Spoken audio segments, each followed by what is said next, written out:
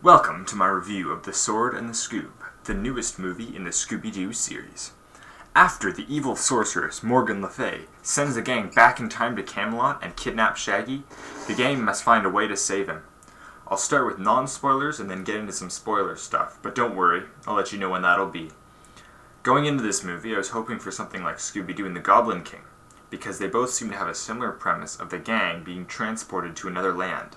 Unfortunately, this movie lacks the creativity and magic that Scooby-Doo and the Goblin King had. But before I get into the negatives, I'll mention a few of the positives.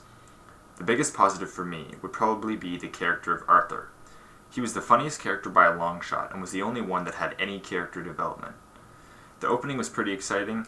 It was the climax to a previous mystery, but after seeing the rest of The Sword and the Scoob, I actually thought that I would have been more interested to see a movie about that mystery solved at the beginning, instead of the one that I got.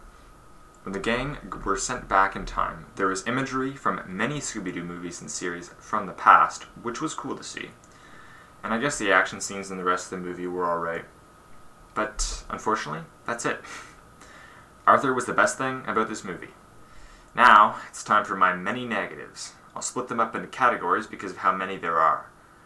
First of all, the dialogue between the characters felt weird and unnatural, especially whenever Daphne would make one of her out-of-place comments about life being a simulation. Like, are you okay, Daphne? The villain of Morgan Le Fay is pretty bad. She's just your generic Scooby-Doo villain. There's nothing memorable or remarkable about her. She reminds me a bit of the witch from the Scooby-Doo Meets Kiss movie, just less powerful. And for the characters, Velma and Shaggy are sidelined for much of the movie. Velma because she's supposedly learning magic from Merlin, except we never see that. And Shaggy because he was kidnapped. Daphne and Fred are the main characters that this movie focuses on, and while they do have some nice moments, they don't stand out enough to justify the decision.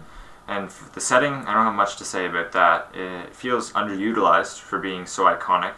Nothing occurs that makes it stand out to me. I would have appreciated if the gang sort of mingled with the peasants a bit more, rather than just like chilling with King Arthur all the time. The opening titles are usually really good in these newer Scooby-Doo direct-to-video animated movies, but in this case, it's just a photo montage of moments while they're being tourists in the UK. And the music to accompany the movie is also something that I find is pretty strong in Scooby-Doo, but in this movie it felt really bland. The Mystery Incorporated music was used again for certain parts, which is cool, but I didn't really find that those parts where it was used fit with the mysterious atmosphere of the music. And also, they're in Britain, or in the UK, so many of the accents were really bad. For some reason, they used some of the Scooby-Doo cast to voice some of the side characters which were supposed to be British, so it sounded really weird. And finally, the ending, I'll talk about that more in the spoilers section. It felt clunky and super unrealistic, even for a Scooby-Doo movie. And the culprit seemed thrown together at the last minute. So, unfortunately, I found The Sword and the Scoob to be a major disappointment. It was an uninteresting movie that lacked any of the mystery that you would expect going into a Scooby-Doo movie. And before you think I'm bashing it too hard, like, I enjoy most Scooby-Doo movies that I watch. I've seen basically all of them at this point. There's still a few that I have left to see, but I've seen over 40 Scooby-Doo movies, and I would consider myself a Scooby-Doo fan, and that I'm pretty knowledgeable about this stuff, and this is one of my least favorites. I'd consider it to be one of the worst Scooby-Doo movies I've seen. I would give this a 1 out of 5, and tell you to only watch it if you want to watch every single Scooby-Doo movie. If not, just skip this one. If the concept seems interesting, just watch Scooby-Doo and the Goblin King instead. It's a different setting, but it seems like it's the idea of this one just executed way better. That's it for my spoiler-free review, so only keep watching if you're okay with the movie being spoiled for you. So now, spoilers. There were only a few spoiler points that I wanted to bring up, so I'll fit them in here. Part of the reason why I felt that Morgan Le Fay was a lame villain was because she felt unthreatening. she would attack the people of Camelot, and it appeared like no one could really stop her, and then she would just fly away. Why leave if you're that powerful? The only person who could challenge her in power was Merlin. He never decided to show up when Morgan Le Fay did. It would have made more sense if he was the culprit. And there's a scene where she, quote-unquote, freezes Fred so he can't move, and then they explain it at the end as her just like...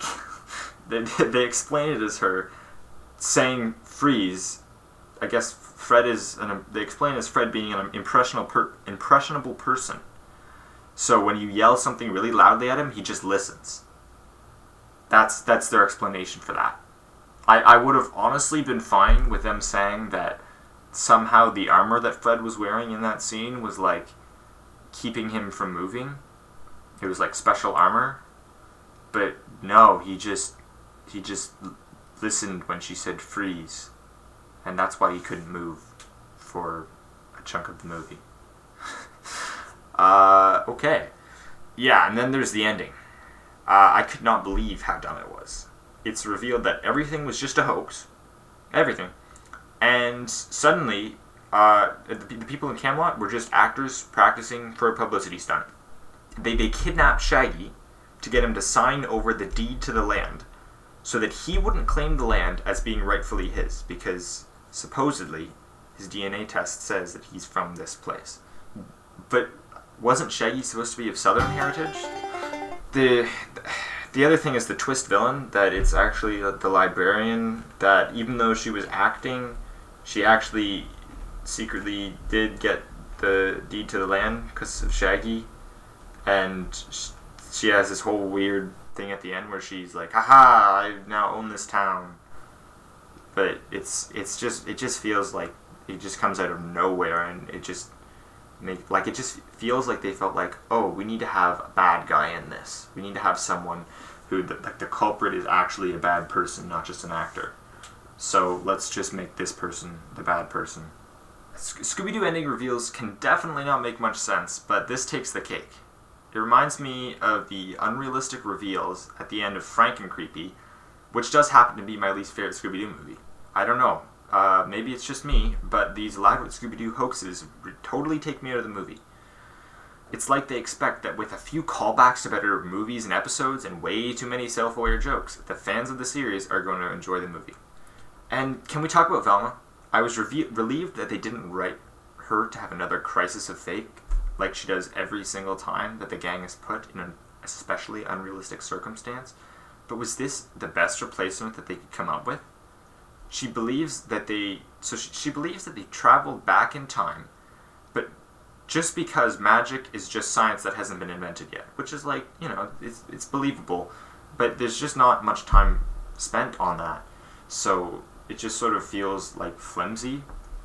And her only scene of being trained, quote unquote trained, by Merlin, is just her asking him where the time machine is.